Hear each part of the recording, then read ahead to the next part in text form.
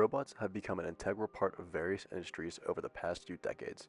From manufacturing assembly lines to space exploration and even healthcare, robots are designed to perform tasks that are too dangerous, tedious, or complex for humans.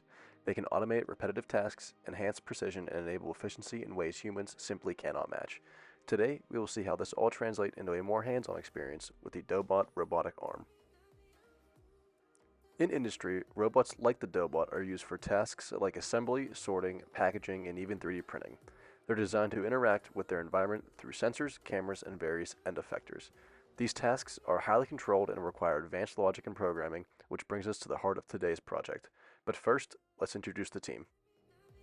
Hello, my name is Justin Chiquila. I'm from Pittsburgh, Pennsylvania, and I'm a fourth year mechanical engineering student at the Pennsylvania State University and have been in ME 435 Mechanical Systems Lab, where we've partaken in this project with my team. My name is Logan Delaney.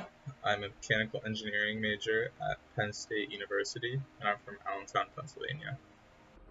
Hi, I'm Jackson Abala. I'm a fourth year studying mechanical engineering here at Penn State University. I'm also on Justin and Logan's team working on the Dobot competition project for ME 435. Dobot Robotics is a company that specializes in developing robotic arms and solutions for industrial and educational purposes. The robotic arms are used for automation, precision tasks, and educational purposes in labs around the world. The ease of programming and flexibility of the Dobot arm makes it ideal for learning and experimentation in robotics and automation. For this project, the team's main objective was to program the Dobot robotic arm to pick up objects, move them, and place them correctly into a puzzle using visual cues and sensors. We used vision-guided robotics, color extraction, and shape recognition to move objects from one place to another, essentially programming the robot to see and act based on what it perceives. In the first lab, the team focused on basic tasks like changing end effectors, setting up the conveyor belt, and experimenting with I/O communication. In the second lab, we were focused on image acquisition, image processing using feature matching and point-to-point measurement, calibration, and vision guiding robotics. In the third lab, we were tasked with robot-to-robot interaction between two separate teams, sending and receiving signals to complete the final project. The core component of our project was this imaging acquisition and processing. This involved extracting color features, processing images through blob detection, and applying shape matching techniques. Through this, we could identify objects, measure distances, and even calibrate our robotic system to ensure accuracy. The overall task of this project was to come up with a two-part system. First, the sending side, where the robot picks up objects and moves them, and then the receiving side, where another robot takes over the task and completes the puzzle. The task being shown in this video is Task 1, the sending side. The first step in completing this objective was to configure everything and set up the configuration file.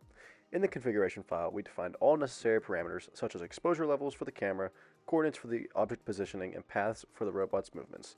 This was essential for smooth operation throughout the project, and this is something that we would have to adjust throughout, especially the exposure levels, as the sunlight always changed. Within this configuration file, we defined the RGB values that correspond to the colors we wanted to track. In this case, we programmed the robot to detect objects that are primarily blue. This is done by specifying the range of RGB values that match the blue tone. Our next step was shape extraction. To do this, we switched the camera to mono mode to simplify the image processing. In this mode, the robot can focus on geometric features of the objects without being distracted by color.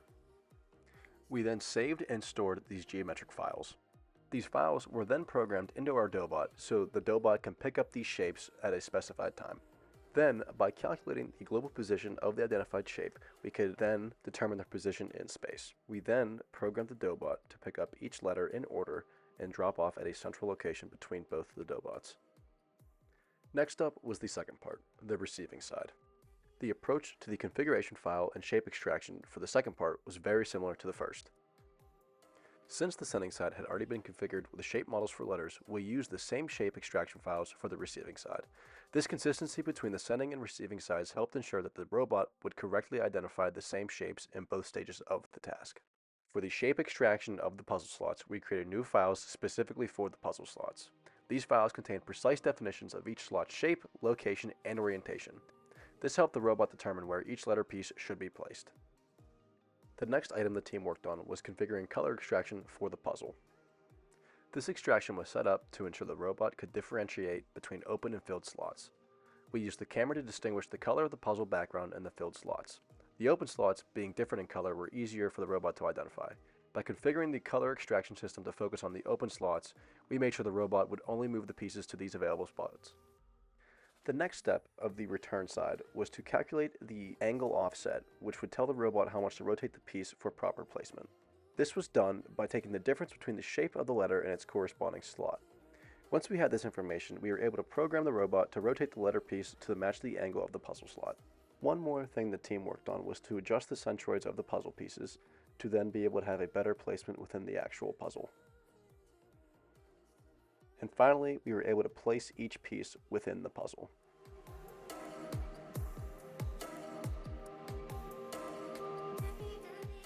In conclusion, this project not only allowed us to apply mechanical engineering principles, but also gave us a deeper understanding of robotics, image processing, and automation. We learned the importance of calibration, fine-tuning parameters, and the challenges of real-time communication between robots. It was a rewarding experience, and it highlighted just how much robots can do in today's world when equipped with the right tools and logic.